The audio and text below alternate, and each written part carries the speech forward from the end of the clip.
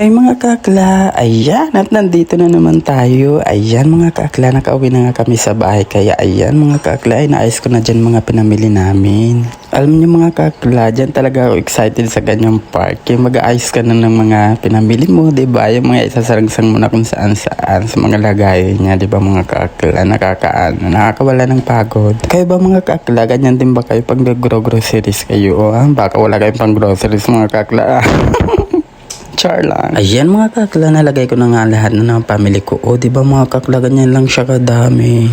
Pero mga kakla, okay lang yan kasi ako lang naman mag-isa dito sa bahay. Kaya ayan mga kakla, ilalagay na natin sa ref. O diba mga kakla, yung ref ko wala ng kalaman-laman, puro tubig na lang yan. Kasi nga mga kakla, grabe, tinatamad talaga akong lumbas. Lalo na yung panahon ngayon, napakainit. Alam nyo na, baka maarawan yung katawan natin ala kimchi. Kimchi? O kimchi? Ayan mga kakla, syempre sasalangsang na natin yung mga napamili natin mga kakla para lumamig na yan, para maiinom na natin. O diba mga kakla, ano pang ginagawa natin dyan? I-display lang. Yung iba kasi ganyan mga kakla, lalagay lang sa ref, tapos din naman iniinom din, i-display lang nila, diba mga kakla? Syempre sa atin iba, inumin natin, ubusin natin agad-agad yan.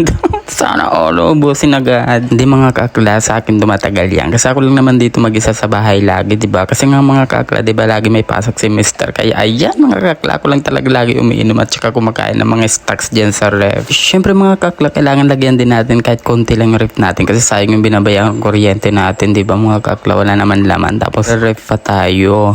Kaya ayan mga kakla, nilagay ko na nga muna dyan yung napamili kong mga dilata at saka yung mga noodles. Kasi mga kakla, dyan ko talaga siya nilalagay. O diba mga kakla, yung itlog namin ubos na. Kasi ayun lang talaga araw-araw yung ulam ko. Char lang. Hindi mga kakla, meron na akong kinukuhanan yan dito sa bahay. Inuutang ko.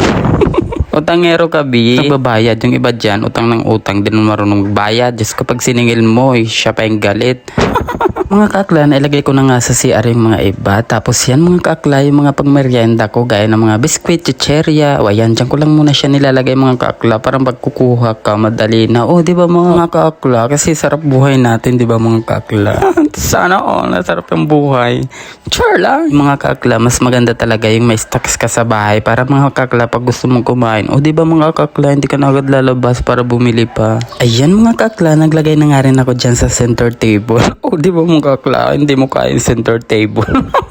Siyempre mga kakla, pag nanonood ka, o diba, kailangan mo rin ng mga ngata. Kaya ayan mga kakla, naglalagay talaga ng mga ganyan. O diba mga kakla, siyempre mga kakla, feeling rich tayo. Ano mga kakla, ikaw lang yung pwede mag-feeling rich?